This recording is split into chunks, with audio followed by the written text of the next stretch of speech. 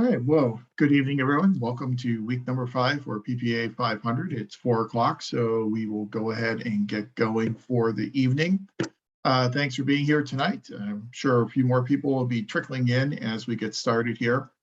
First, thank you for the draft advancement to candidacy forms. I have gone through and reviewed all of those and provided feedback on those, and they're all looking very good. I think everyone should be in good shape once you have 6 units done in the program to be able to go ahead and officially advance to candidacy. Just a couple of comments on the advancement forms. The one thing I did notice is that you want to make sure that all your core courses are completed before you are able to register for 697. So make sure all those semesters in which you're taking your core courses all occur before that first section of 697. Then another comment is that, I ask you on the electives to go ahead and list the year and the semester in which you're planning on taking those courses. But I should also note that once you all actually officially advance to candidacy, if as you go through the program, you end up taking courses in a different semester than what you have listed on the advancement form, that's fine. And there's nothing you have to do. You don't have to do any type of program change form. If the semester changes, there are no worries. The only time that we'd have to do a program change form is if you actually change courses that you have listed on your advancement. So only if the course changes do you have to do one of those program change forms.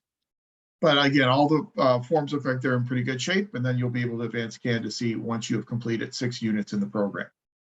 Now, coming due on Monday, on the 27th, you have 2 assignments coming due. You have your midterm assessment, and we went through all the scenarios and questions on the midterm assessment last week.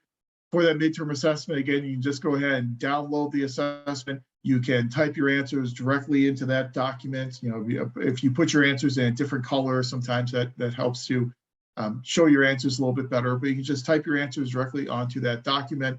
And again, be parsimonious as you can be. Usually a paragraph or 2, or usually good enough for each one of those questions. And again, there are no right or wrong answers. It's just a matter of you justifying the answer that you are providing, why the answer you're providing is the appropriate answer in that given scenario.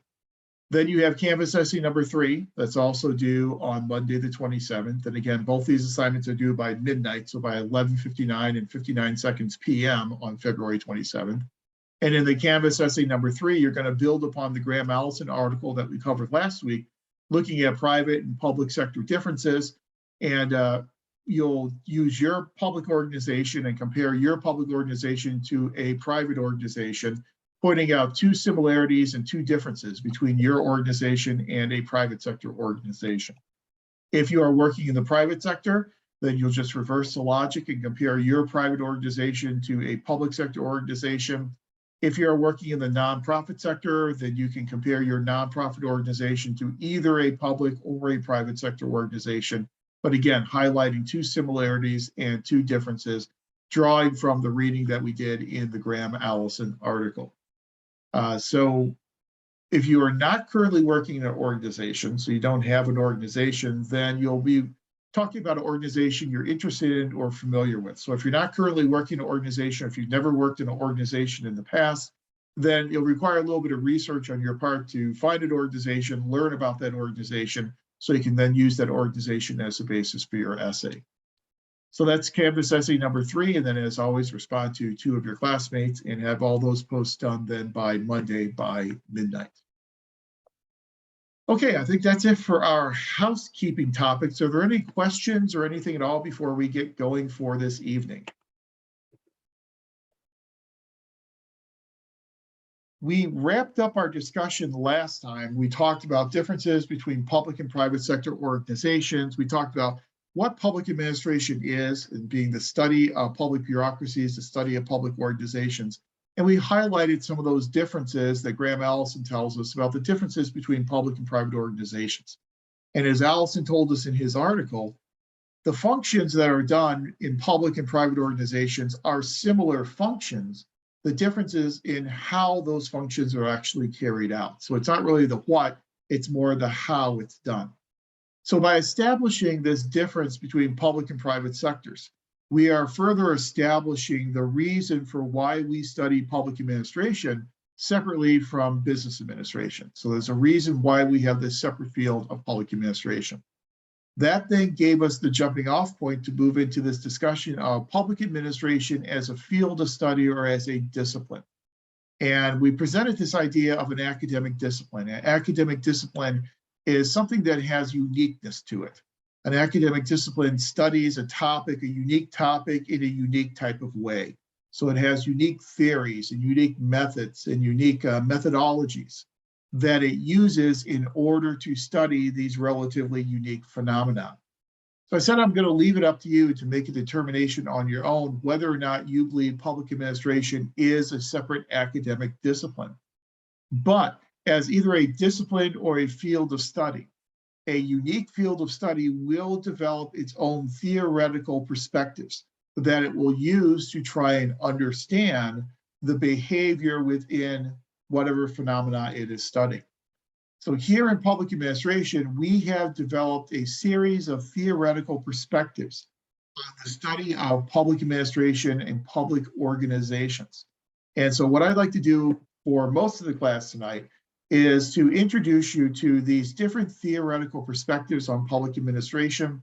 If you've already had the PPA 660 organization theory course, then a lot of these schools of thought and all of these theorists will be very familiar to you.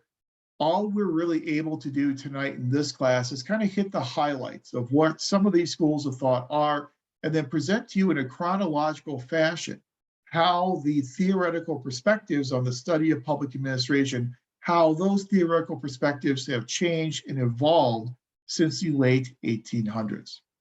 So I think one of the best ways to engage in this discussion is by dividing the theoretical perspectives up into different schools of thought.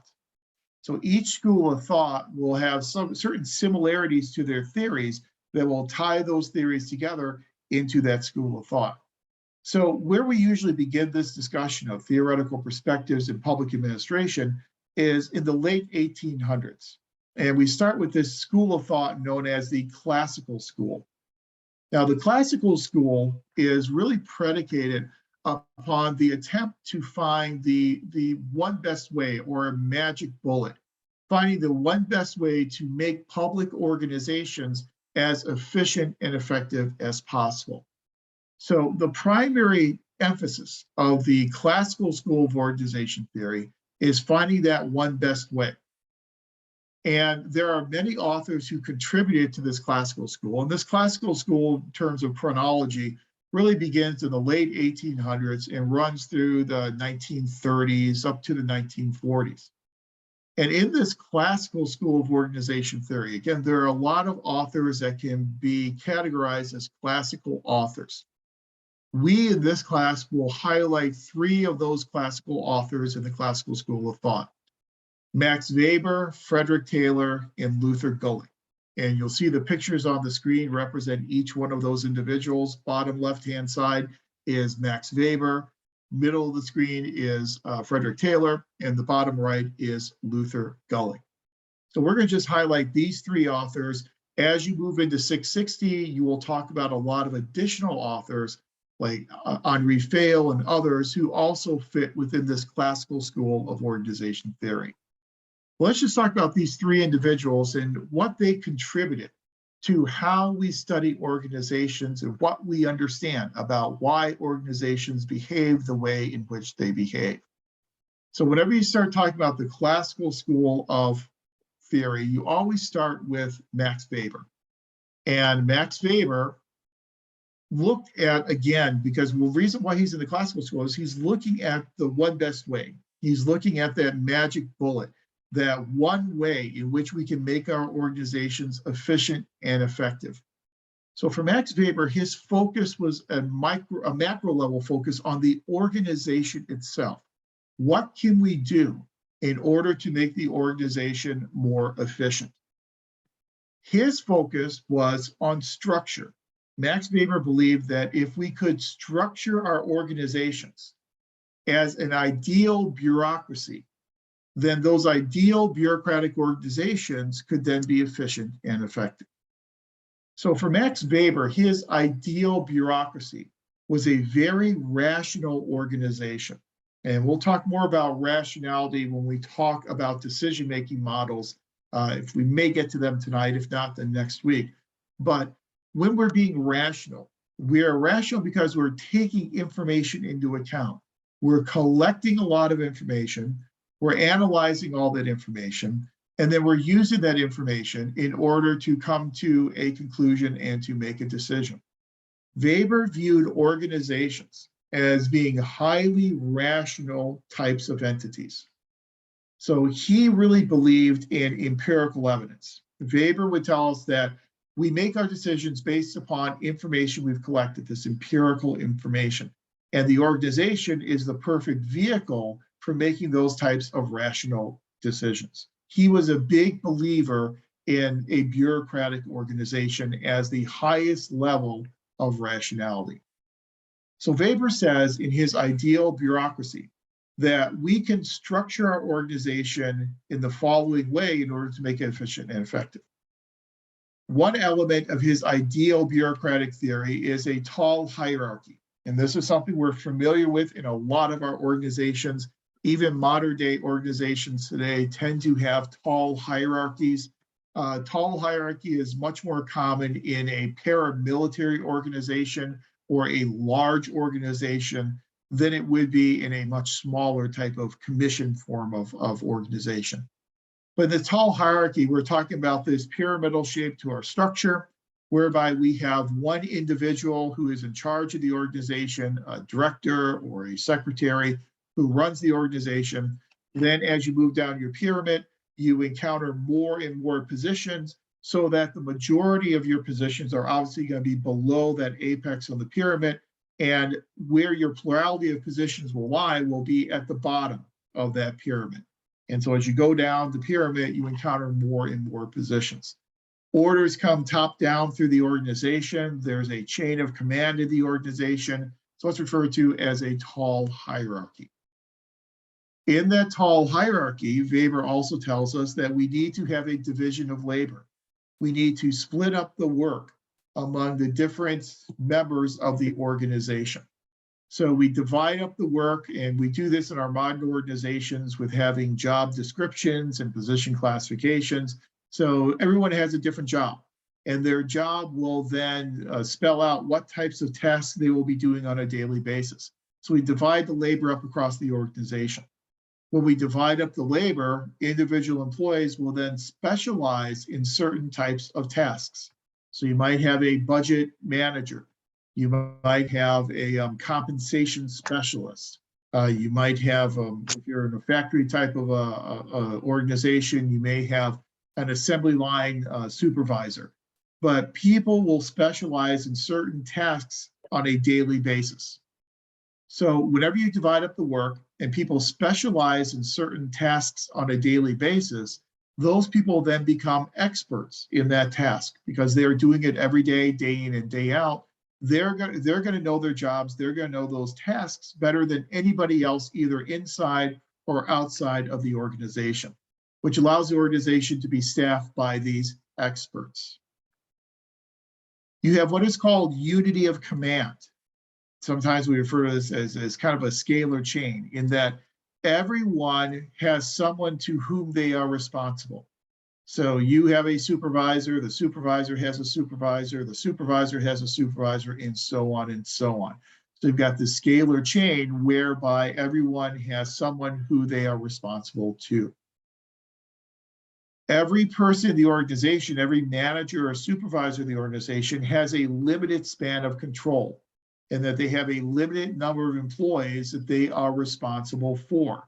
So a manager may be responsible for 3 or 5 or 10 employees within a unit, and that's their direct reports. Those are the people that report directly to that supervisor.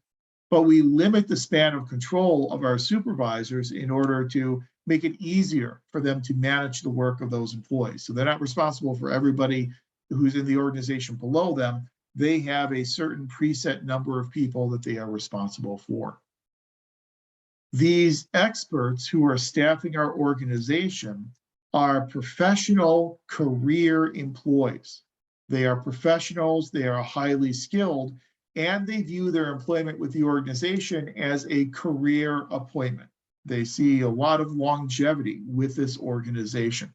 So they're not going to be free agents bouncing around from one organization to another. They are committed to this organization. We'll see in the organization theory literature many, many years later something called Theory Z management. And Theory Z management or leadership, it is also predicated on this idea of loyalty to the organization. They're very loyal to the organization. They stay there for a career and they are experts and professionals in what they do. And then all the decisions we make within the organization are all based upon written documentation. So again, Max Weber was very big on this idea of basing your decisions on empirical evidence. And so if we can have written documentation of what we are doing and why we are doing it, then when similar situations occur in the future, we have a written policy, we have a written approach that we will use in all these future cases as well. Written documentation, the advantage of that is it can help protect individual rights in that it treats people equally because everyone's being treated in accordance with this policy. The disadvantage, obviously, is if you have too much written documentation, you've got too much red tape, and it leads to gridlock and it slows down the organization and makes the organization much more impersonal and much more less likely for the organization to be able to quickly adapt to changes in its internal as well as external environment. But these different characteristics are what Weber thought every organization should have. This is what makes for an ideal bureaucratic organization. And having these characteristics will then make the organization efficient and effective. Now, by having all these different characteristics and having this ideal bureaucratic structure, what Weber is looking for is he is looking for that one-size-fits-all approach. He believes that if we can structure all of our organizations in this manner, that will make all of our organizations efficient. That one-size-fits-all approach, that search for that panacea, if you will, is something that is common to all of the authors within the classical school of organization theory. So that's one of those things that really ties all the authors together, is that search for the one best way, the one approach in all organizations. For Weber, it was the one best way to structure the organization. Frederick Taylor, who is another classical author, also agreed in trying to find the one best way, trying to find that panacea to make organizations efficient. The difference between Taylor and Weber is Weber focused on structure and Taylor focused on processes. So Taylor believed that if we could come up with the one best way to structure work in the organization and to organize our work processes, that is what's going to make an organization efficient and effective. Taylor did not have a very positive view of individuals. He viewed employees as being essentially very lazy. He viewed them as not being very intelligent. He actually referred to them in his writings as being boorish beasts. He referred to employees as being cogs within the machinery of the organization. And if you think about a machine that has all these different cogs, whenever one cog turns, the teeth then push the teeth on another cog, which makes that cog turn, which in turn then pushes the teeth on another cog, makes that cog turn, and that's what makes the machinery operate. Well, if you have a cog where one of the teeth is broken off, then the machinery will grind to a halt. And so Taylor felt that people are like cogs in machinery. So if you have a broken cog, if you have a broken person, you get rid of that person, you replace them with another person, and then the machinery starts operating again. So people were replaceable cogs in the machinery of the organization. So again, a very dehumanizing view of employees. And again, that's another characteristic that tends to be shared by these authors within this classical school of organization theory. They really had a very dehumanizing view of employees. So the primary goal for Frederick Taylor was to develop this science of management, came to be known as scientific management. And in scientific management, what we would do is we would scientifically analyze every position, every job within the organization, and then we would come up with the one best way of doing that job. We come up with the one best way to do the job. We then train our employees in how to do that job in that one best way. We then evaluate them to make sure they're doing their jobs in that one best way. We compensate them. We give them performance pay if they are doing the job in that one best way to do it. If they are not following that one best way to do the job, then we replace them because of replaceable cogs. We put someone else in that position and train that other person how to do that job in the one best way. It was called scientific management because literally it was a performance study, a productivity study. And so Taylor would really, he and his researchers would position themselves behind someone who's doing a job, and they would have a stopwatch. And they would deconstruct the job into its component elements, and they would time every single movement that an employee would make. And the classic example that was a very simple job, such as shoveling pig ore. And that's really where he kind of started this approach. And so he would stand behind someone who was shoveling pig ore with a stopwatch. And he would time the amount of time it took the person to pick the shovel up, to put the shovel into the pile of pig ore, to lift the shovel full of pig ore up, to take that shovel of pig ore over to a cart, and to dump that pig ore into the cart, then to return to the pile and start again. He would time each one of those individual movements. The idea being to get rid of what he called false movements. So any movements the employee was taking that was not contributing to efficiency or productivity, we would get rid of those movements. We would identify all the movements that were efficient, put them all together, assemble them together into this one best way to do the job. Now, even though it was dehumanizing, this approach of scientific management and finding the one best way to do the job really caught on like wildfire throughout the 1920s. In the 1920s, we saw both private as well as public organizations buying fully into this idea of scientific management, doing these productivity studies. It was a very common approach to use in running organizations. Now, even though it was dehumanizing, and even though today we like to think that we value employees more and that we focus more on empowering our employees, there are still some artifacts that are left from scientific management that we see very prominently within our modern day organizations. Things such as job descriptions. So everyone has a position description. That position description is the result of a job analysis, whereby we've gone and we've deconstructed the person's job. We've looked at what goes on a daily basis in that job. And then we've used that job analysis to produce this job description so that people who are in those positions know exactly what is expected of them in terms of the tasks they are doing on a daily basis, how they're doing those tasks, how much time to spend on each one of those tasks. That's going to be all outlined in this job description. Also, by analyzing jobs, which is, again, something that comes directly from scientific management, we can then use those individual job analyses to do what we call a job evaluation study. And we'll talk more about this when we talk about managing human resources in a future class session. But what we can do is we can take those individual job analyses results and we can then compare job to job in what's called a job evaluation. And we compare job to job in order to be able to place these jobs on our position classification system. So a position that requires more supervisory responsibilities, that works in a more dangerous environment, that requires more education or more experience, that position would be ranked higher in our position classification system than a position that lacks those three elements. So it allows us, through this comparison, to place our positions on this position classification system, and then we can assign compensation based upon where those positions fall on our classification system. That provides us this theory of equal pay for equal work. So we make sure that people are being paid based upon the work they are doing in those jobs based on the classification of those positions. So our modern day position classification systems, job analysis, job evaluation, and position descriptions, those are all vestiges of Frederick Taylor in scientific management. So scientific management is still with us and alive and well in many of our modern organizations. But Taylor, again, shares that characteristic with Weber, that he was looking for the panacea, the cure-all, the one best way.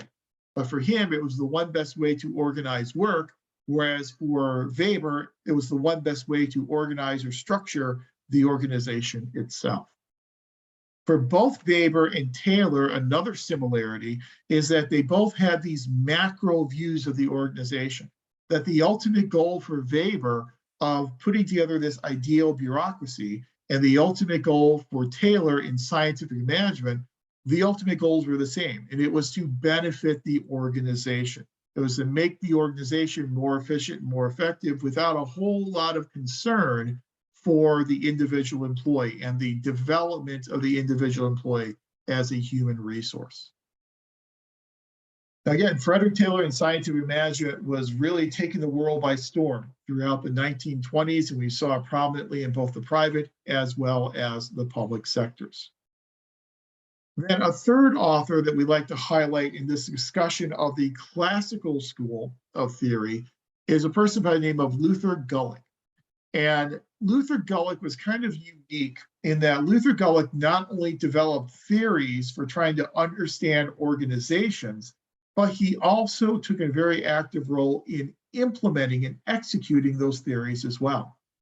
Luther Gulick served on the Brownlow Commission and contributed directly to the reorganization of government, the reorganization of the executive branch in the 1930s and the 1940s. Essentially, what Gulick was able to do is he was able to take his theories and actually put them in practice in the federal bureaucracy. Luther Gulick is best known as one of these authors known as a principles author within this principles approach to classic organization theory. Gulick shared a characteristic with Weber and Taylor in that he was very much focused on the organization and making the organization more efficient and more effective. He also shared a characteristic with Weber and Taylor in that he was focusing on a panacea, trying to find the one best way. For Weber, it's the one best way to structure the organization. For Taylor, it was the one best way to design work processes. For Gulick, it was the one best way to train our managers and how to deal with situations in the organization. And according to Gulick, management was predicated upon several different principles. And these principles are what are discussed in the Graham Allison article, this POSCORB School of Management, standing for planning, organizing, staffing, directing, coordinating, reporting, and budgeting. That should be familiar to you because we talked about that last week when we talked about Graham Allison. This is what Graham Allison referred to as the generic management functions. These are generic management functions that are common to both the public as well as the private sector. We all plan, we all organize, we all staff, we all direct, we all coordinate, we all report, and we all budget. Gulick looked at these as tools for managers. And he believed that these different functions, this POSCORB, formed a toolbox that we could then provide to our managers. And if we provide the right tools to our managers, then our managers, when they are faced with a situation in their organization, they know how to pull the right tool out and use the right tool in the right situation. So it's kind of like if you're working on a pipe under your sink, chances are you're going to be using, it will pull out a wrench from the toolkit and use a wrench as opposed to using a screwdriver. So the job, the situation you find yourself in will help dictate which of these functions, which of these principles you want to use. So he really wanted to find this one-size-fits-all toolkit for all of our managers, teach our managers this one-size-fits-all toolkit, and equip them with the tools to then better and more efficiently manage their organizations. But again, Gulick fits in this classical approach because he's looking for this one best way, and he's also focusing on the organization from a macro perspective, as opposed to focusing on individual employees. We really don't get a lot of discussion about focusing on individual employees until we get into some of our neoclassical theories that we are going to talk about in just a second. Now, even though Gulick was able to develop these different principles and apply them in the reorganization of government and apply them to the federal bureaucracy, these principles were not without critiques. And there are several very famous public administration theorists who had problems with the principal school. And you'll get into those when you get into your organization theory class with people like Dwight Waldo and Herbert Simon, two very important public administration theorists, really felt that this principal school was oversold. And they would make the argument that Gulick sold these principles as being science, and they're not science. They're more theory than they are science. And that for every one of these principles, you can find a countervailing principle that would argue that you behave differently. And so they're almost mutually exclusive and mutually contradictory to each other. So not everyone bought into these principles, but enough people bought into the principles in order to implement them in the federal government through those reorganization acts in the 1930s and the 1940s.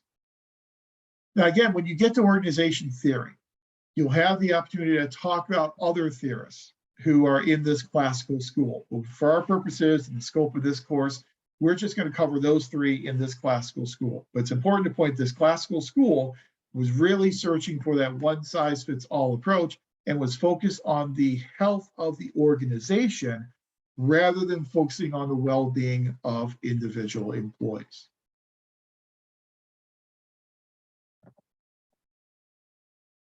So Gulick's theories were primarily in the 1930s and into the early 1940s. But even when Frederick Taylor was writing his scientific management theories, and even when Luther Gulick was implementing these principles theories into the federal bureaucracy, there was still a lot of discontent about the classical school and a lot of criticisms of the classical school.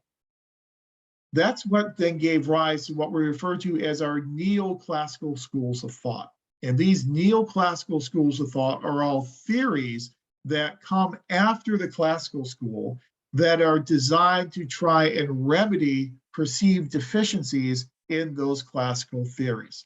One thing you will notice in the development and evolution of theoretical perspectives in public administration is that new schools of thought and new theories are developed as what we call rejoinders to previous schools. So they are developed in order to counter some of the problems that were identified in those previous schools. So these neoclassical schools were developed in order to rectify some of the perceived problems with those classical theorists. So for our purposes in this class, we are going to focus on the human relations school as a neoclassical school. We're going to look at the human resource management school as a neoclassical approach. And we're going to look at systems theory as, again, a neoclassical approach. And then finally, we'll wrap it up with a discussion of some modern approaches, focusing primarily on this school of organization culture. So let's go through those different schools, these neoclassical schools, and talk about why they were developed, what types of problems they were developed to rectify in the classical school, and some of their advantages and some of their disadvantages. So let's start with the human relations school. Now, the human relations school, the person I always start out the discussion with is this person named Mary Parker Follett. And again, if you've had org theory, you've run into her before. But Mary Parker Follett, I like to cover as a human relations theorist, but we need to recognize from a chronological perspective, Mary Parker Follett was actually writing before the advent of the human relations school. The human relations school really starts to get some speed in the 1930s and into the 1940s and into the 1950s. Mary Parker Follett was writing before that period of time. Mary Parker Follett was writing primarily in the teens and the 1920s at the heyday of scientific management.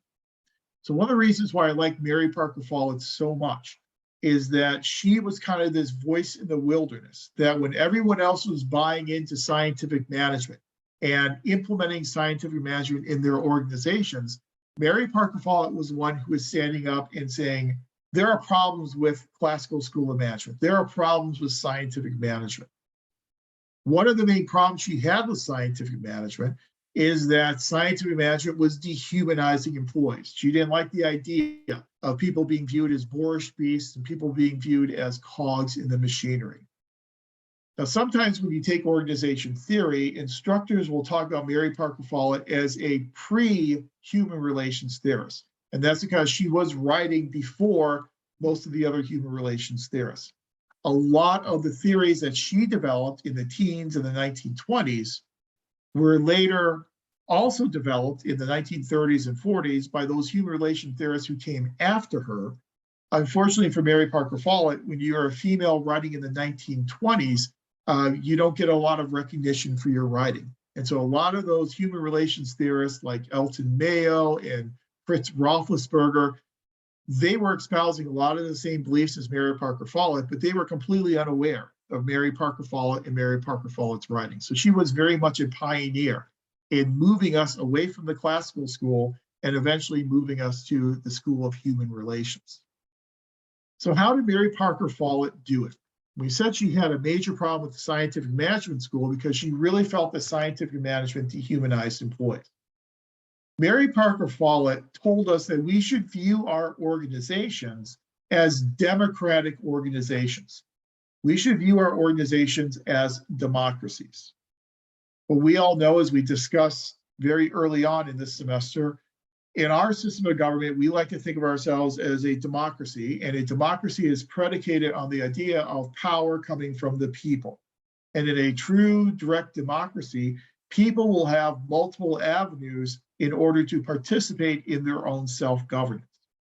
And Follett viewed organizations as democratic organizations whereby individual employees should have multiple avenues that they can use in order to participate in their own governance in those organizations. So I like that Follett looked at organizations as a democracy. But in looking at organizations as a democracy, Follett recognizes that there are two main flaws in a democracy. One flaw in a democracy is what she calls the passivity of citizens. So citizens in a democracy may have multiple avenues for participation, but they usually, if they're going to exercise one of those avenues, they are going to exercise the avenue that is the easiest and is the less costly. So we know in our democracy, we've got lots of ways we can participate, from voting to running for office to lobbying to contributing to campaigns to working on campaigns, writing letters to our representatives. There are a lot of ways, starting initiative petitions, a lot of ways we can participate in our own governance. But we know the one that if we're going to participate, we usually select is voting, because voting is the least intensive and requires the least resources and effort to do. Follett felt that it was similar in organizations, that the same type of passivity, proclivity, if you will, in the public in a democratic system of government is the same type of thing that employees feel in democratic organizations. So democratic organizations really foster this passivity on the part of their citizens, and that's a problem. She wanted people to be more involved and more engaged in their own self-governance. And then secondly, she harkens back to James Madison in Federalist Number 10 that you've extensively read and you've written about, and this idea of factions and particularized interests. Just like Madison, she argues that anytime you're going to have a democracy, you're going to have conflict, and that conflict is going to result from these particularized interests that come into conflict with each other. Well, it's the same type of thing that happens in a democratic organization. You're going to have particularized interests. You're going to have groups that come into conflict with each other. Conflict is always a part of a democracy, whether it's a democratic society or a democratic organization. So we have to assume in a democratic organization that there will be conflict. The question then is, how do we resolve this conflict? Well, she says there are three ways that we can resolve conflict. One way is through domination. And so this would be the approach of the classical theorists. Domination, if there is conflict between management and labor, management will dominate labor and management will win. Domination, one wins, one loses. It's a zero-sum type of game. That's the classical approach. Follett says domination is the worst way in order to deal with conflict, because obviously those people who lose out are going to be disaffected. They're not going to be bought into whatever decision is being made. They're going to be resistant to implementing those decisions. That's the single worst way to deal with conflict. Second way to deal with conflict is through compromise and negotiation. Compromise and negotiation is better than domination, according to Follett, but it's still not the best, most appropriate way to deal with conflict. In compromise, I give something up and you give something up. By both of us giving something up, we have compromised and we have come to a negotiated settlement. Well, it means that neither of us are going to be happy because both of us had to give something up. So no one is completely happy under a negotiated compromise. She says the third way to deal with conflict is the most appropriate way in a democratic organization. That's what she calls integration, an integration of ideas. So she says, if we can allow people and give them the resources or help them develop their own resources in order to participate in their own governance, then you'll have this sharing of ideas, what Theodore Loy calls a marketplace of ideas. People will exchange ideas. And as people exchange ideas, you will then have an interpenetration, whereby the ideas of one person will interpenetrate into the ideas of another person and vice versa. And when people are exposed to new ways of thinking about things, then that's going to change their approaches because it's something they never thought of before. So through integration and interpenetration of ideas, we can deal with conflict because what we can do is we can then come up with a new way of approaching an issue or solving a problem. So we're not just taking this person's way or this person's way, we're combining it all together, we're assimilating all this information and then synthesizing it into the most appropriate way to deal with the issue. Because everyone's ideas were synthesized into this approach, they have buy-in, they feel respected, and they're much more likely to then support this synthesized approach than they would have been able to support a negotiated compromise, or certainly would have supported the prevailing idea under domination. But the only way you can get to integration and interpenetration of ideas in an organization is through participation. Follett told us what we need to do is we need to allow people to participate. We need to help people in our organizations develop their own power. She said power is not something to be given. It's a resource that is not to be given, but rather power is a resource that needs to be developed. So it's incumbent upon managers and leaders to help their employees develop their own knowledge base and develop their own basis of power that will then give them the efficacy they need to then participate in their own self-governance. You can see how this emphasis based upon participation is also predicated upon trust and communication. So you have to have good open lines of communication vertically and horizontally through the organization. We need to develop trust between our leaders and our employees so that they know they have the opportunity to participate and they will not have any negative repercussions if they participate and share their ideas freely and openly. So she really believed in a participatory type of leadership style in a democratic organization. Now, this is very much a new and different way of looking at studying organizations as compared to the classical school of organization theory. It sounds really good. It's something that I think we'd all like to work in a democratic organization, but there are some downsides to these democratic organizations. There are downsides to having all this participation and all this opportunity for people to participate in their own self-governance. What are some of the disadvantages of allowing all this participation in our organizations? Are there any disadvantages or drawbacks?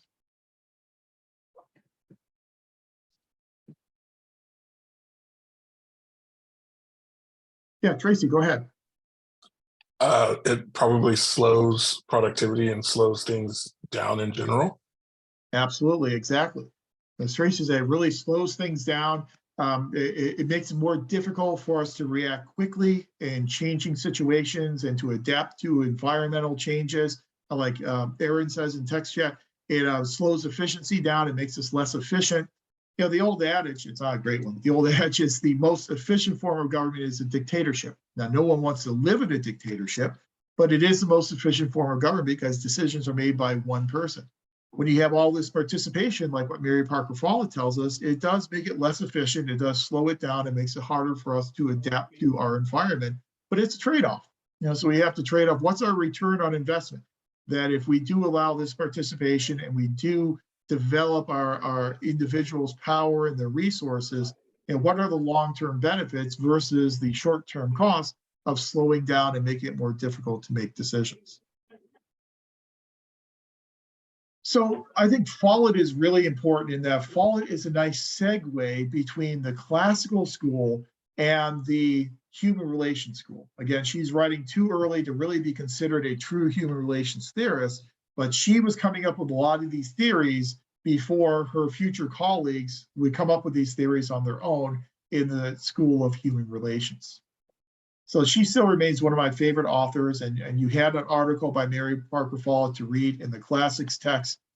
I just think she doesn't really, later on in the years, in the 1960s and 70s and 80s, she really started getting the credit that she deserved for a lot of her writings. She just didn't get that credit contemporaneously when she was writing. She got a lot of it posthumously, unfortunately, after she had retired and after her death.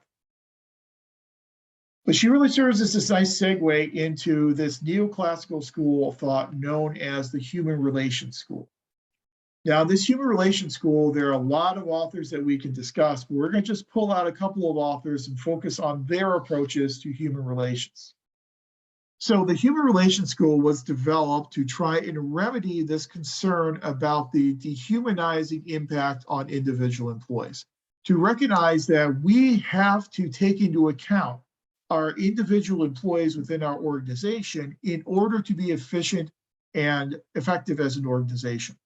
So that's a main difference between the human relations school and the classical school. What ties the classical school and the human relations school together is that even in this human relations school, even if we're talking about valuing our employees and getting to know our employees and taking their wants, needs, and desires into account, we are doing it for a reason. And the reason is still organizational efficiency and effectiveness. So the goal is still an organizational goal, much like it was an organizational goal back in the classical school of theory. One individual we talk about in this human relations school is Chester Barnard. And you'll see Chester Barnard pop up a couple of times in this discussion tonight. But Chester Barnard here in this first instance, we talk about in the School of Human Relations. Chester Barnard is best known for his work called The Functions of the Executive. And Barnard made the argument that in order for leaders and managers to truly be effective, their effectiveness is based upon the compliance of their employees. So it's no longer a classical approach where you direct your employees and just tell them to do something and expect them to do it. Now we have to understand that if we're going to be successful, we have to get their compliance. We have to get their acquiescence with what we are asking or what we are telling them to do. So Chester Barnard viewed management as very much of a transactional type of relationship, whereby in order to be successful, managers and leaders had to get contributions from their employees. So they needed to get employees to contribute their efforts and their hard work and their intelligence and their creativity to the organization. But we knew that that contribution would not come free of charge. That what we'd have to do is we would have to incentivize them to give us these contributions. And so it was very much this transaction. Leaders and managers needed to know what incentives to provide to their employees in order to extract the appropriate contributions from those employees. So in this transactional type of relationship, it places a burden on managers and leaders to know their employees and know what types of incentives their employees value. If you provide them with an incentive they don't value, you're not going to get the contributions that you need. You have to know what they value and then provide the right set of incentives in order to get those contributions. Later on, many years after Chester Barnard, we had someone by the name of Paul Vroom. And yes, the man's name is actually Vroom, just kind of like the car, V-R-O-O-M. And Vroom argued that he took Chester Barnard's approach and he used it to develop a theory called expectancy theory. And expectancy theory is basically the same type of idea that we have here with Chester Barnard. Vroom would argue that if we wanted to motivate our employees in order to get contributions from those employees, we had to be mindful of three different things. We had to be mindful of something known as valence, something known as instrumentality, and something known as expectancies. I'll explain each of those, starting with expectancies. So what Vroom said is that, just like Chester Barnard tells us, that employees will kind of assess their own ability to achieve a certain level of performance. So expectancy is the expectation on the part of the employee that if I put in this amount of effort, I will achieve this level of performance. So, think about it in terms of, coming in on a weekend to get a project done. So if you believe coming in and working on a weekend will allow you to get this project done by Monday morning, then you expect that it will happen. You have a high probability expectation that it's going to happen. The more people expect that a certain level of effort will lead to a certain level of performance and productivity, the more likely they are to put forth that type of effort. But you have to incentivize things as well. So what do they then believe? If they put in the effort and they achieve this level of productivity, what's the likelihood that if they achieve this level of productivity, that they will get a certain type of outcome? They'll get a certain type of reward. So if they come in on the weekend, they get this project done on time, the reward they get may be recognition as Employee of the Week. That's the reward that they're getting. That's the incentive. The question then is, how much do they value that reward? How much do they value being Employee of the Week? Some employees may value that a lot. They may think that's a great thing. They're going to work very hard to become Employee of the Week. Some other employees may not care one bit about it being Employee of the Week. So you need to offer them incentives that employees actually value. How much they value that reward, that's what's known as a valence. That's the valence level of that reward. And then finally, instrumentality is the belief on the part of the employee that management will actually deliver these rewards once the rewards are earned. So will management actually make good on their promises of providing us with these rewards? So you kind of see how this expectancy theory of Vroom is directly predicated upon Chester Barnard, his transactional relationship between leaders and employees. Leaders provide incentives to then extract the right contributions from employees. If they extract the right contributions from employees, then they will have an effective and an efficient organization.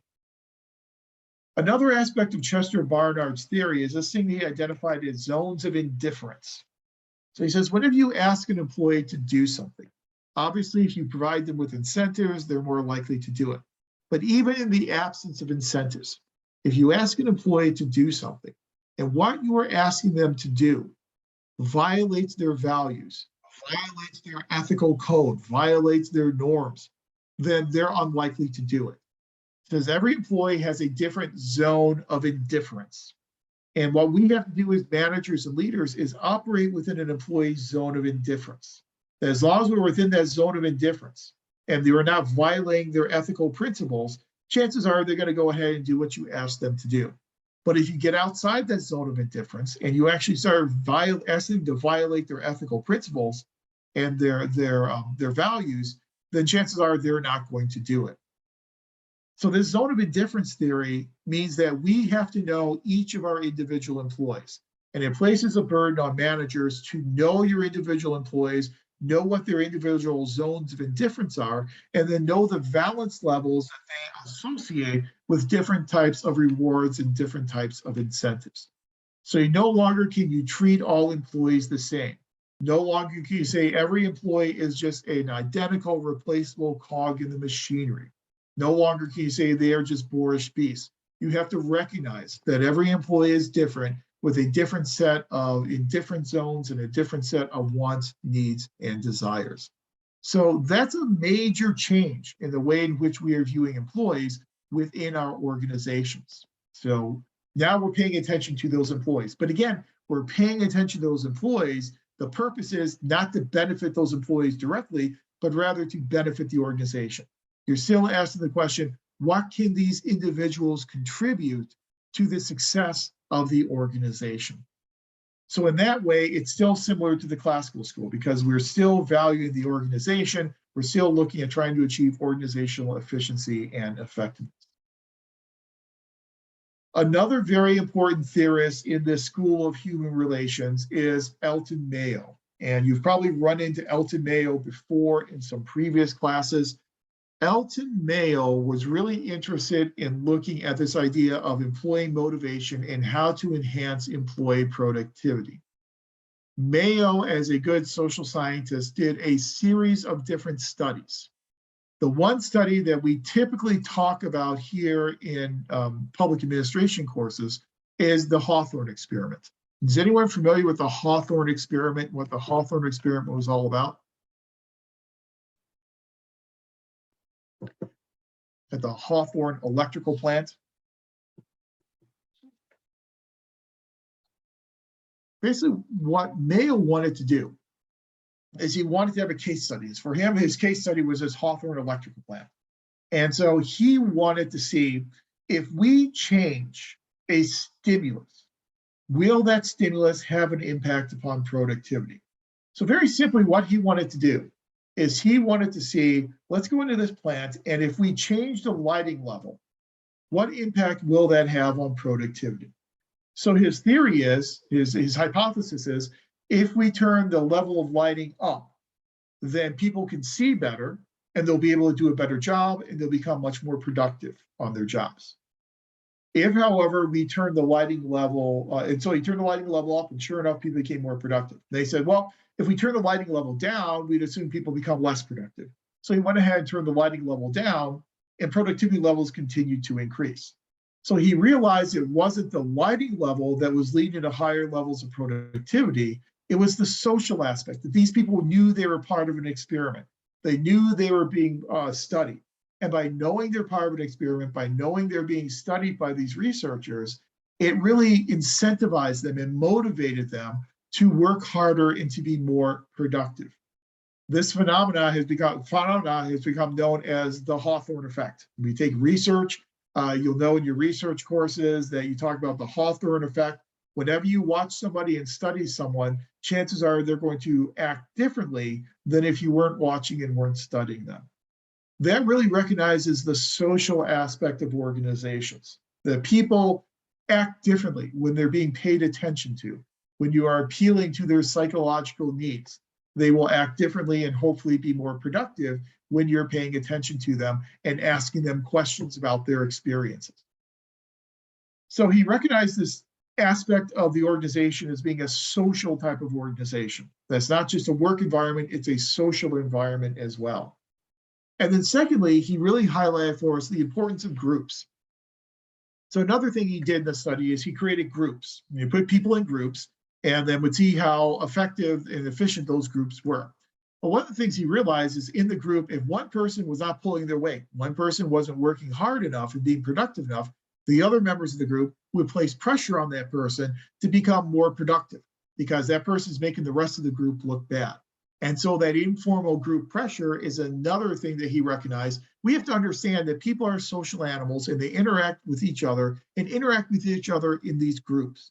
And so by recognizing the organization as a social environment, he again underscores this idea of knowing our employees, recognizing them as human beings, understanding some of their psychological needs, and then trying to cater to and trying to address those psychological needs in order to motivate them to higher levels of productivity.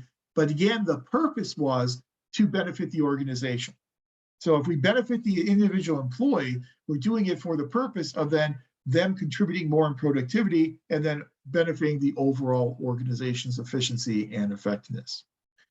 But you can see with Barnard and with Mayo, we are now moving our focus to look at individual employees rather than the organization as a whole. My training was always in political science, and in the field of political science, you had three basic phases of the literature. The first phase was what was called the institutional phase. And the institutional phase, you studied the institutions of government. So you would study the US Congress, the House of Representatives, and the Senate. You would study the office of the presidency. You would study the Supreme Court, but you were studying institutions themselves. That's very much akin to the classical school. We're studying organizations themselves. The second era, if you will, in political science literature was the behavioralist era, where we start looking at individuals and we start looking at individual behaviors. That's kind of akin to this human relations school, in that we're looking at individuals, we're trying to understand what motivates individuals in order for those individuals to contribute to make the organization more efficient and more effective. And the third phase in the political science literature was what's called the post-behavioralist phase. And the post-behavioralist phase, you look at the relationship and the interaction between the individual and their institution. So rather than just looking at, it's the institutional approach Congress, rather than just looking at an individual member of Congress like you would do in the behavioralist phase, in the post-behavioralist phase, you look at how the individual affects the organization and how the organization affects the individual. And it really starts to become this two-way street between the individual and the institution. That is very similar to this third main school of thought known as the Human Resource Management School. And the Human Resource Management School is somewhat different than the Human Relations School. Again, we are focusing on individual employees, but we are doing it for a different reason. So the Human Relations School, we were focusing on individuals to extract what we could from them to benefit the organization. In human resource management, we are focusing on individuals to benefit the individual as well, to try and help the individual develop as a human resource. And by helping them develop as a human resource, we can then not only benefit the organization, but benefit the individual. So under Human Resource Management School of Thought, even if you provide developmental opportunities to an employee to develop as human resources, and if that employee then eventually leaves the organization, that's okay, because you have developed them as a resource. You've helped them develop, you help them along their personal growth journey. And even if they do eventually leave the organization, it's still okay for the organization because you've helped that person develop. So the development of individuals is oftentimes just as important as the development of the organization. Helping individuals achieve individual goals is oftentimes just as important as helping the organization achieve its organizational goals. And that's the big difference between a human resource school and the School of Human Relations. Back in the School of Human Relations, it was still all about organization efficiency and effectiveness. Now we're talking about individual effectiveness as well. So in this Human Resource Management School of Thought, some of the authors that we discuss are people like Abraham Maslow. And you've probably run into Abraham Maslow before, especially if you took any courses in psychology. Abraham Maslow is best known for his hierarchy of human needs. So Maslow identifies in this hierarchy of human needs 5 different levels of needs. The bottom level are physiological needs. And so things such as food, clothing, shelter, those are your basic physiological needs that you need in order to survive. The next level up are your safety needs. Those are the feelings that you need to be safe from harm. The next level up are your belongingness needs, the need to feel that you belong to a group or a family or something bigger than yourself. Next level up are your esteem needs. The esteem needs are needs that you have to be held in high esteem and be respected by your peers and by members of your community and your organization. And at the very apex, the very top of the pyramid is self-actualization. Self-actualization is best described as the ability to become all that you want to be, to achieve everything that you want to achieve as an individual. Now, those bottom 4 needs, the physiological, the safety, the belonging, and the esteem needs, those are oftentimes referred to as deficiency needs because employees are motivated by deficiencies in each of those needs. Once those deficiencies are met, once those voids are filled, then that ceases to be a motivator for employees. So once you have a safe place to live, once you have food, once you have clothing, then that ceases to motivate you. Once you feel that you belong to a group or a family, then that need to belong will cease to motivate you. Once you're held in high esteem, then that will cease to motivate you. So those are what we call deficiency needs. The top level need of self-actualization is what's referred to as either a being or a growth need, in that it continues and you'll never completely self-actualize and it will always motivate you. You're always motivated by this desire to grow as an individual in order to self-actualize and to become all that you can be. Well, so what? My favorite question is, so what? Well, the so what is that Maslow's hierarchy of needs again tells us that we need to know our individual employees' needs, because this hierarchy of needs may differ between employees. For some employees, physiological needs are at the bottom. For other employees, it's going to be safety needs that are at the bottom. So the organization of those deficiency needs can really change and really differ between different employees. So you need to know your employees in order to know what needs they have, or the needs they need to have filled, what types of deficiencies they have in those needs. But appealing to self-actualization, that's the growth. That's the growth need. That's how people will continue to be motivated even after all those deficiencies in the bottom 4 levels are already filled. Now, it is also important to note that later on in life, and a lot of people don't talk about this with Maslow, but later in life, at the end of his career and really at the end of his life, he revisited this hierarchy of needs. And in his revisiting of the hierarchy of needs, he actually changed that top self-actualization need a little bit. Under his original hierarchy, that self-actualization need was a very individualized need to become all that you can become as an individual. In his later manifestation of his hierarchy, he changed that to be more of the need to give to the community, the need to give to someone other than yourself. And that self-actualization really became more of giving back to the community, giving back to others, benefiting others, rather than just benefiting yourself. So he kind of moved it from that individualized type of focus. And that was his revised hierarchy of needs. Again, a lot of people don't talk about when they talk about or teach Abraham Maslow in this hierarchy of needs. So it's important for us to know the needs and the deficiencies of our employees, and then help them fill those deficiencies and help them grow towards self-actualization. A student who really believed very much in Abraham Maslow's hierarchy of needs was Douglas McGregor, who is our second author here in this human resource management school of thought. Douglas McGregor presents us with his theory X and theory Y. In theory X, Douglas McGregor says, it assumes that employees are lazy. It assumes that employees are incompetent. It assumes that employees are not terribly creative. It assumes that employees don't like to work and that they would rather play than work. It's a very dim view, a very negative view of employees. And that's what he called the theory X view of management.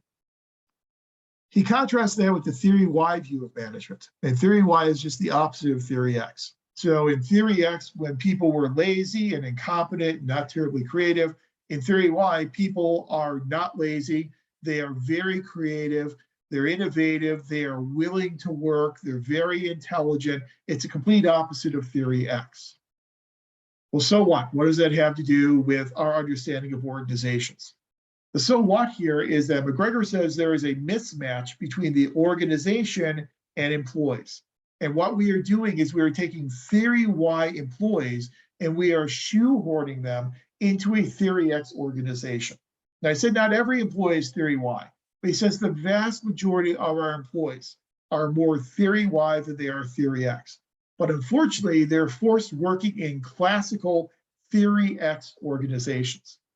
And so when you have a classical theory X organization, it does not provide the opportunities for people to be creative and for people to put forth the effort and for people to self-govern and for people to work hard. Those opportunities are not there in a theory X type of organization. So one of the great things that he adds to our understanding of organizations is that it's not just what the individual can give to the organization, but it's what the organization can give to the individual. So paraphrase John F. Kennedy, it's not what the individual can do for the organization, it's what the organization can do for the individual. And McGregor argued what we needed to do is we need to take these theory X organizations and transform them into theory Y organizations. How do we do that? We do that through Mary Parker Follett's participation. We do that through communication.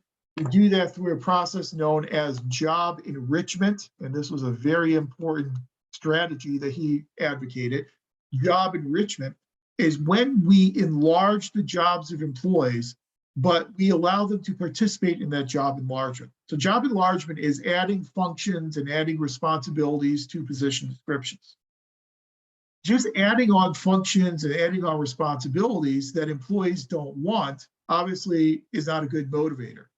But instead, in job enrichment, what we do is we go to those employees and we ask those employees what they want to be in the next 5 or 10 years. What types of skills do they want to develop? How do they want to develop as a human resource? And then based upon the skills they want to develop and where they see themselves in 5 or 10 years, we provide them with a path for achieving that by changing their job description and enriching it with these developmental types of opportunities. Again, that's making the organization more theory Y to help better match the theory Y orientation of most of the employees within that organization. And then a student of Douglas McGregor, it was a gentleman by the name of Chris Argyris. And Chris Argyris took McGregor's theory Y approach and expanded it. And Chris Argyris developed what he called the personal growth needs of employees.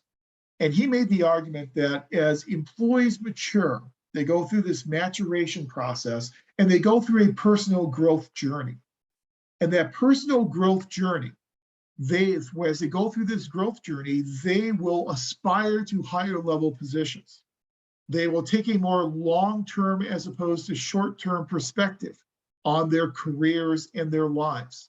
They will become more concerned about giving back to others and giving back to society, as opposed to just trying to benefit themselves with a higher salary or more recognition.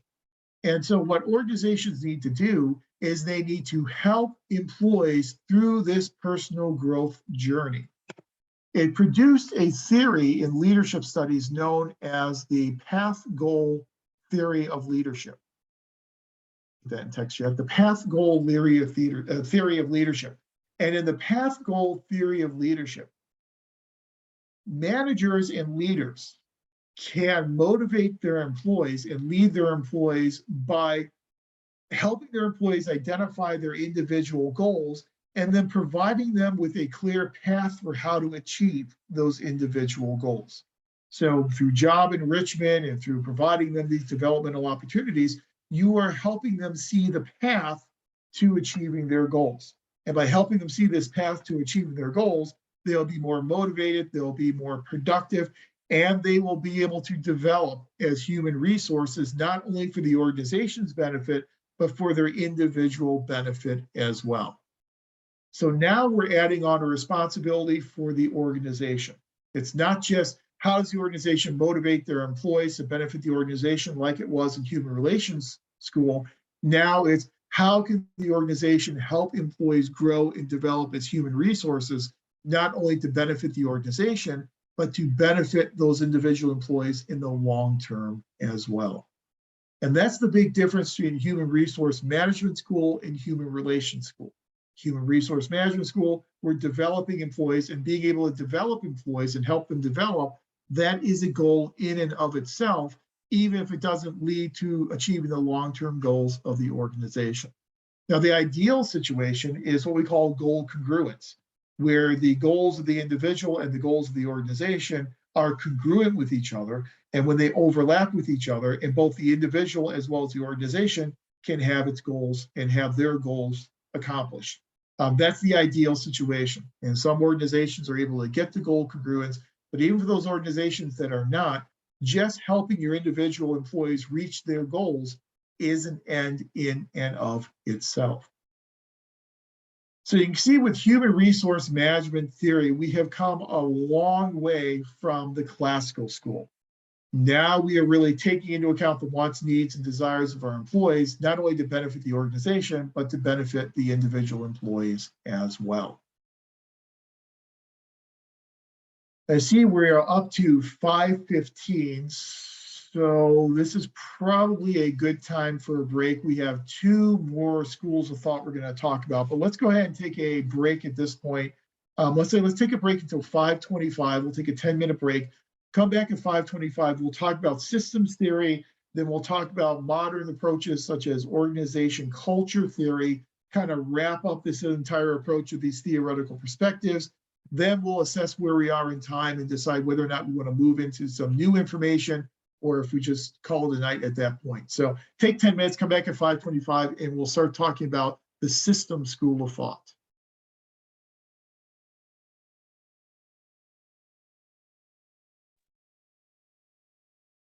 Okay, it's 5:25, so we are back, and let's finish up our discussion of the theoretical approaches to public administration, the development of these theoretical approaches by getting into an approach known as systems theory. So just to recap chronologically, classical school thought, primarily late 1800s through the 1930s, the human relations school, 1930s and the 1950s, human resource management school, 1950s into the 1960s and 70s, and then the systems theory and the systems school of thought.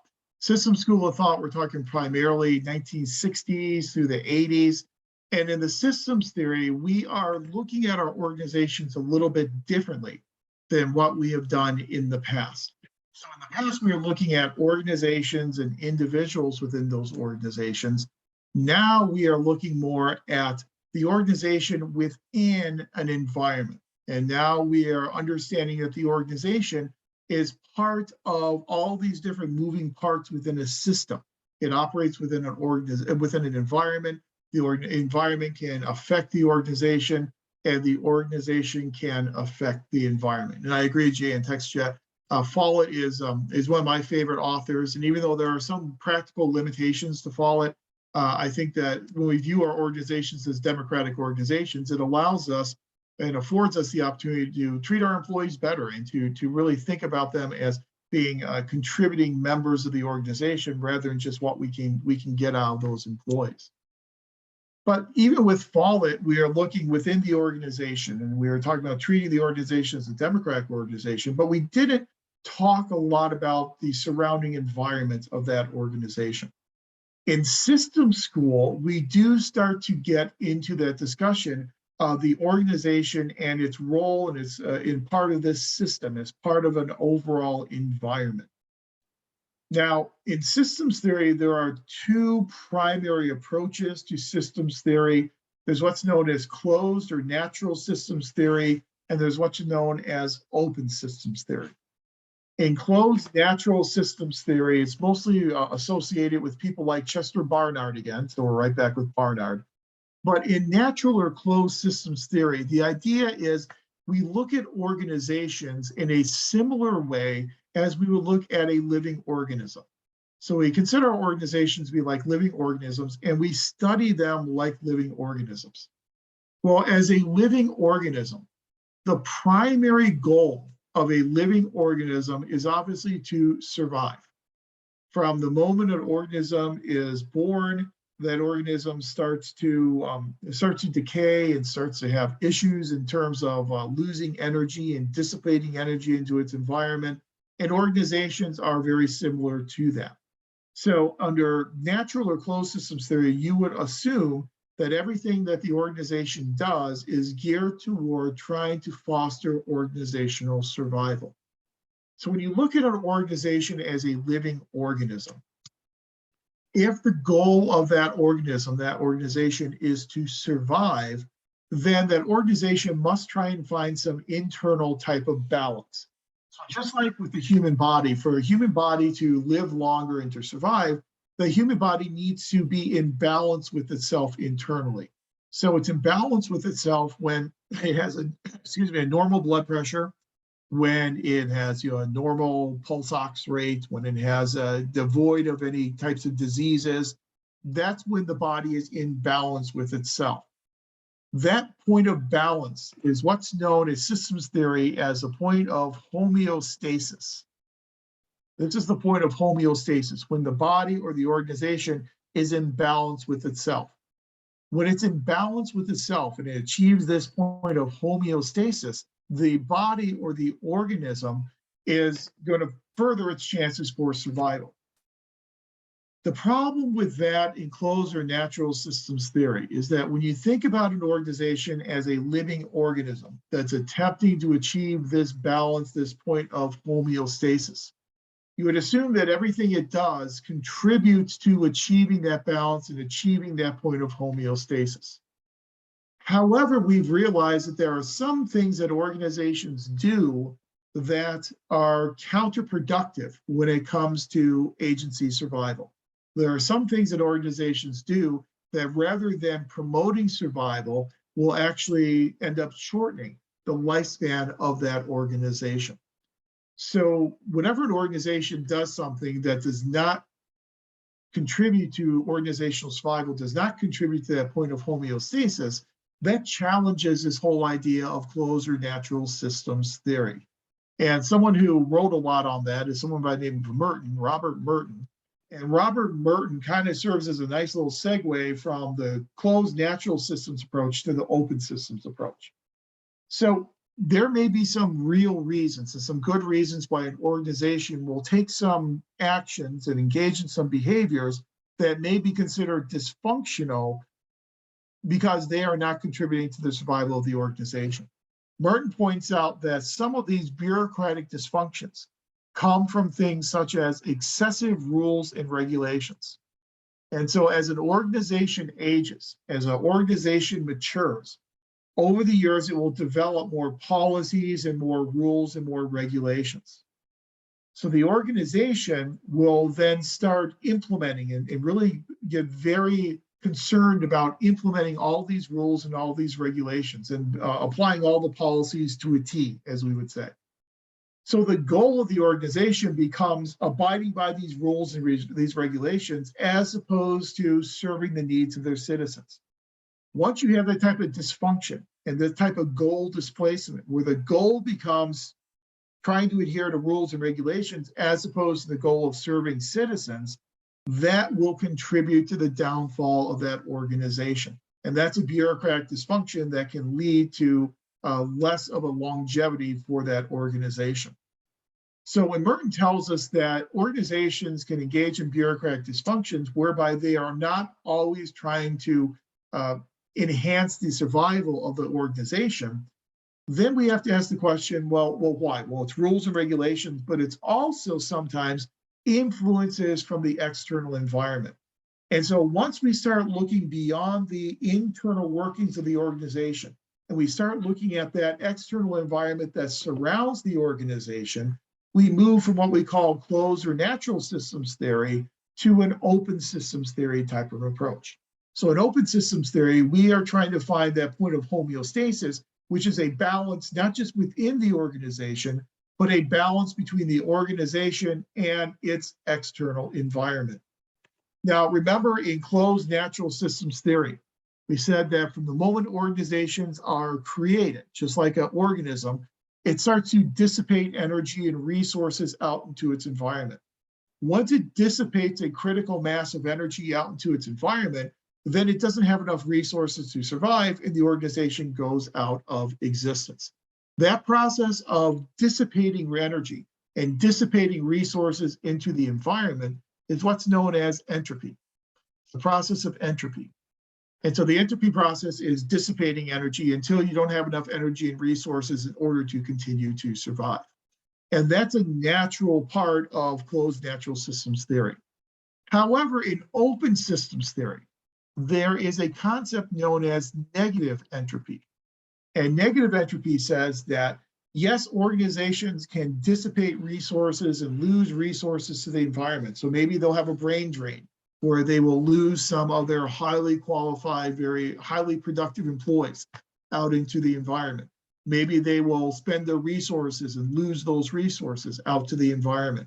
Maybe they will lose some legitimacy in terms of political support in the external environment. So yes, they may lose some of those things, but they can also import new energies and import new resources into the organization to replace those resources that have been lost. So yes, you may lose some very highly valued employees, but if you do a good job of recruitment, you will be able to attract new employees into the organization. Once those new employees are trained and go through a development process, they may be just as productive as those employees that you lost. Yes, you may be spending money and losing those those expenditures, but you can also bring in new money through grants, applying for grants, through additional appropriations. You can always bring new money into the organization. Bringing more political support into the organization is also energy that can be imported within the organization. So the important thing about open systems theory is because of this negative entropy phenomenon, it means that organizations don't always necessarily decay, go out of existence, and die. This explains why organizations can hang around and last for a very, very long time. Now, we have organizations that have been around for nearly 200 years in this country and are still going strong. And it's because of this ability to import new energies into the organization. But the idea of homeostasis is different with open systems theory in that the balance is between the organization and its external environment. Achieving that balance, achieving that point of homeostasis in open systems theory, there are many ways that you can do that. And having many paths toward homeostasis is a term known as equifinality. So another fun term from systems theory, equifinality. And equifinality means that there are multiple ways in which organizations can achieve homeostasis and achieve that balance between the organization and the external environment. Now, different environments have different capacities for supporting organization growth and survival. So hopefully your organization will be in an environment whereby the environment has a highly skilled and adequate labor pool. Hopefully the environment has a commitment of appropriations and resources, enough political support, enough constituent and client support to then support the organization and to be able to import those energies and those resources back into the organization. But what ties closed natural systems theory together with open systems theory into this bigger school of thought known as systems school is the idea that organizations and systems do not have an assumed continuance, in that they're not assumed that they are permanent, that these systems can change. These systems are dynamic and they can alter themselves over the years. And a system may look a lot different in 10 years than the system looked today. And you can see that in a lot of public administration where organizations really have much different relationships with their environment than they may have had years before. You think about the Department of Education that was created in the Carter administration by pulling it out of the old Department of Health, Education, and Welfare. So in the Carter administration, they had a very good relationship with its environment. Reagan administration comes in, and one of the goals of the Reagan administration was to abolish the Department of Education. So its relationship with its external environment became much more fraught and became much more dangerous for that organization. In the Clinton administration and some previous administrations, it really started to develop that public support again. And the Department of Education then became very, very active. And through COVID, we saw the Department of Education becoming very active in the provision of money and grants to state governments and to local school districts. Now there are calls again for abolishing the Department of Education. And so its relationship with its environment may become a little bit more fraught and may become more difficult than it was even 5 or 10 years ago. So these systems and these relationships do change, and they do go through this dynamic of changing over time. Systems are not permanent. Systems are temporary. Systems may change over the years. I like the idea of systems theory, especially open systems theory, because I think you can make a compelling argument that just about every public organization you can think of probably operates within somewhat of an open system, especially here in the state of California. We talked about accountability and ethics. We talked about California as being a state of transparency. Because we are a state of transparency, there's a lot of scrutiny and a lot of oversight of what goes on within our state and local agencies. And so these state and local agencies really do exist in very, very open systems. More open systems than you might see among state and local governments in some other states around the country. But I do like systems theory a lot because I think it really explains how our organization is affected by the environment, and then how the environment also, how our organization is affected by the environment, but also how our organization can affect the environment. So it's really this two-way street. Environments affect organizations. Organizations affect its surrounding environment. And again, with systems theory, prominently Katz and Kahn are two of the authors usually associated with systems theory. Really, a lot of that writing happened in the 1960s and through the 1970s. As we move into some more modern types of theories that we apply to the study of public bureaucracy and public organizations, the literature has looked at things like quality management. We've had management by objectives. We've had total quality management. We've had a focus on leadership in the literature, and we've had a focus on organization culture. And because of our limited scope of this class, the one I really want to pull out as a modern approach to talk about here tonight is the approach known as organization culture. And I'm pulling out organization culture from the other modern approaches discussed tonight because I think it really shows just how far we have come from the one-size-fits-all approach of the classical school of thought. So organization culture argues that every organization has its own unique culture. So my question for you is, what is a culture? When we say culture, what do we mean by culture?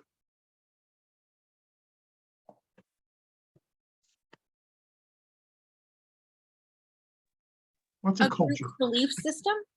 Yeah, sure. It's a belief system, a system of beliefs, a system of expectations, expectations for behavior, expectations for how we treat each other, a set of norms and values. Absolutely. It's a set of beliefs, a set of norms, a set of values, a set of expectations. There are different political cultures, and so different nations will have different political cultures. Harking back to the Woodrow Wilson article that you read, looking at the politics administration dichotomy. Remember what Wilson said? Wilson said that if we focus on administration and pull politics out, yes, we can borrow some innovations from other countries, but we have to make sure that when we bring those other approaches and those other tools from other countries in, that we have to modify them to make them match our unique political culture. We have to always remember that politics is the touchstone for administration. So even Wilson recognized that we had a different political culture here in the US than the political culture that British civil service thrived under in the UK. So we have political cultures in every nation, and we have cultures within our organizations as well, that every organization has its own set of beliefs and norms and expectations and values and expected behaviors. The interesting thing about organization culture is how we study organization culture. We tend to borrow a lot of theories from other disciplines, and that's really what fed our discussion of this idea of public administration as being an academic discipline. We said to be an academic discipline, you need to study something unique, and you have to study it in a unique way. You have to develop unique theories for understanding the phenomena within your area of study. A lot of these theories that we have talked about tonight in our discussion of the schools of thought were not developed just for public administration. They were theories that were developed in other academic disciplines and then applied to public organizations. So if you look at something like Max Weber, a lot of Max Weber's theories were developed with a sociological type of perspective. Frederick Taylor, his scientific management was developed first for the private sector and for businesses, and then later applied to the public sector. Elton Mayo, Abraham Maslow, a lot of psychological elements to their theories. And so we borrow from psychology for those types of theories. We've even borrowed from disciplines like physics. We talk about field theory here in public administration, that people operate within a field of pressures, and so they're always feeling a tension when they have not accomplished unaccomplished tasks.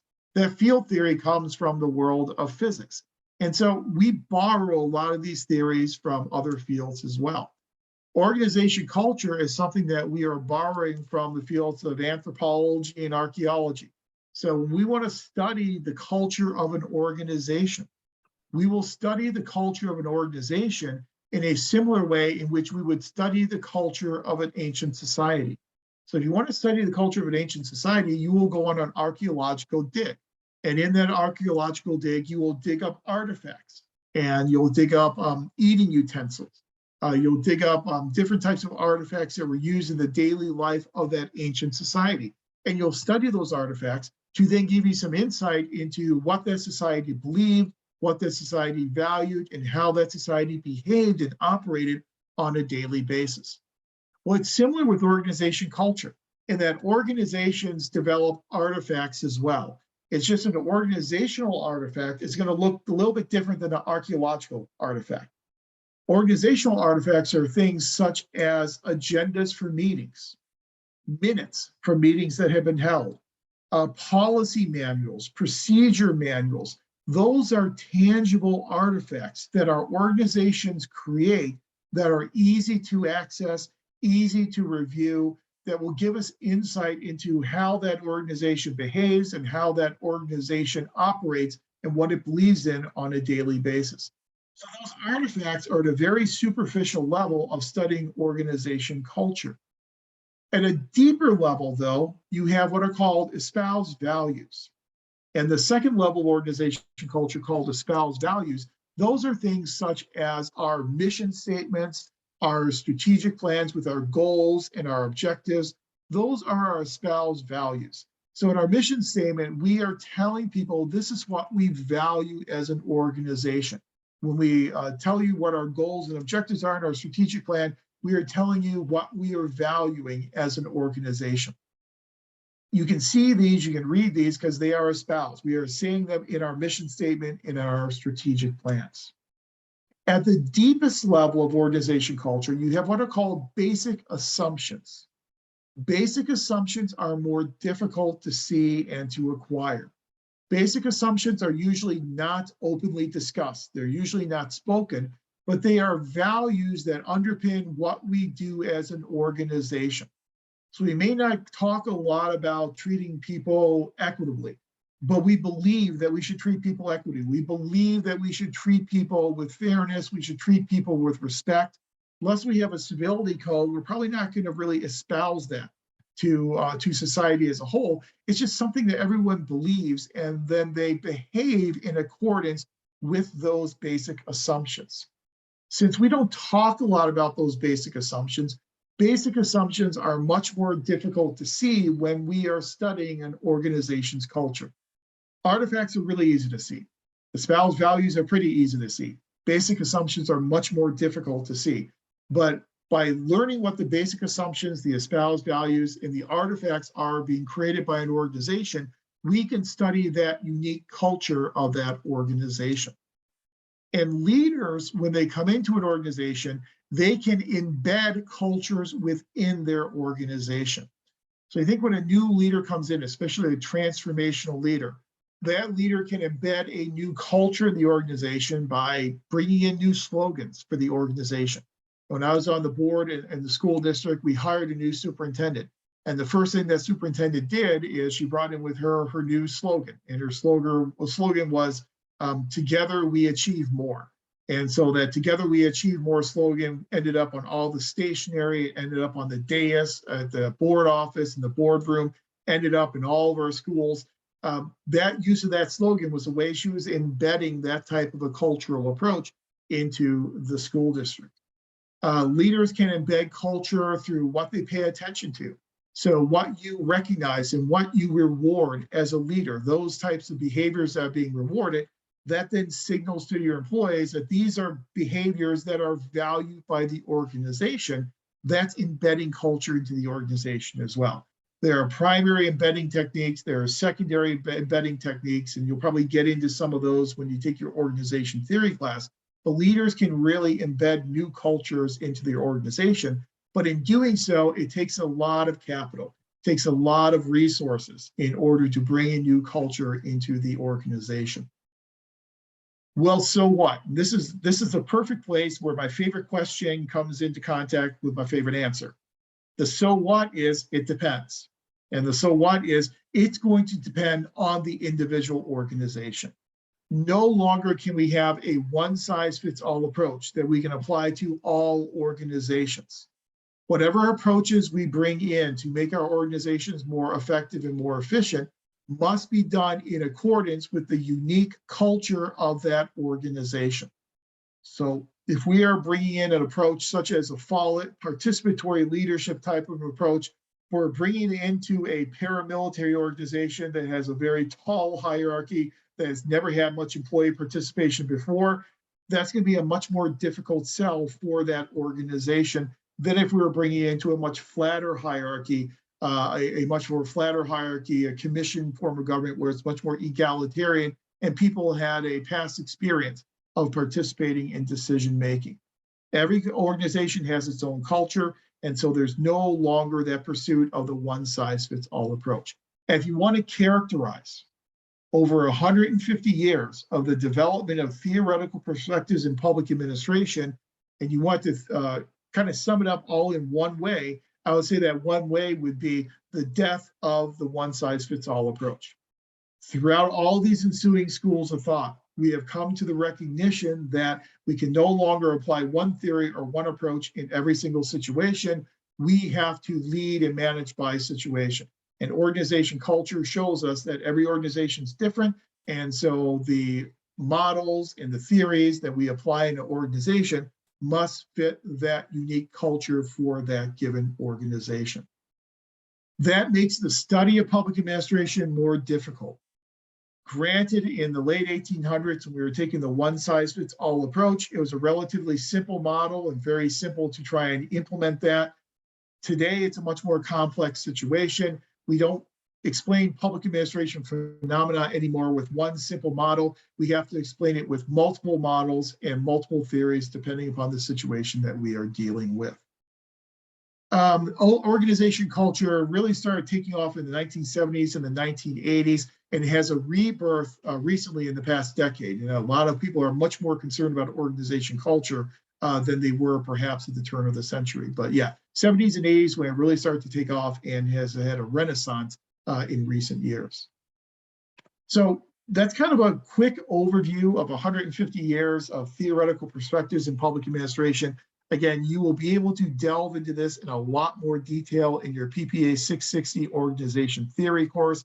You'll be able to not only get into these theories in a lot more detail, you'll also be able to get into some additional theorists in these different schools of thought and really kind of flesh out a lot of the details of the different theoretical approaches in public administration. But for our purposes here in this class, it just really feeds into that question again that we left off last week with, is public administration an academic discipline? Again, I'm not going to give you that answer. That's an answer that you're going to develop for yourself. But there are parts of our theoretical perspectives discussion that would argue that yes, it is an academic discipline. And there are some parts from our discussion that argue that perhaps it's not an academic discipline. Yes, we have theories, and yes, we have developed theories to explain phenomena in public administration. But many of these theories we have borrowed from other academic disciplines, and we have modified them to try and make them fit the study of public organizations. So it kind of leaves it indeterminate for you, and you can then go and make your own determination about whether or not you believe public administration is an academic discipline. But we do have theories that we have developed within the study of public administration. Any questions or other observations on this, again, very brief discussion of 150 years of the development of theoretical perspectives in public administration? Everything clear as a muddy river, you always say. Again, this is just kind of hitting the highlights and hitting the tip of the iceberg. You'll get a lot more details once you get into your org theory course. Okay. If not, then at this point, that ends our presentation on theoretical perspectives. Where we usually go now in this class is we start talking about what public administrators do. So now that we understand how we study public administration, now we move into, in this last part of the semester, talking about what public administrators do and what happens in public administration. And so once we get into that discussion, we'll talk about things such as public policy. What do administrators do in the formulation, implementation, and evaluation of public policies? We'll also talk about what public administrators do in the formulation and implementation and evaluation of public programs. And we'll make a distinction between what's a public policy and what's a public program. We'll then move into a discussion of a function of management of human resources. We'll talk about some of the specific things that public administrators do when they manage human resources, because human resources will comprise upwards of 90% of your budget of an organization. And then we'll also talk about the management of fiscal resources. And we'll talk about the different strategies and the different approaches we have for managing public taxpayer money. So from this point on through the rest of the class, we're going to talk about the actual job of being a public administrator and what public administrators do on a daily basis. Tracy asked a question in text today: is there a particular school of thought that we follow currently or in modern times?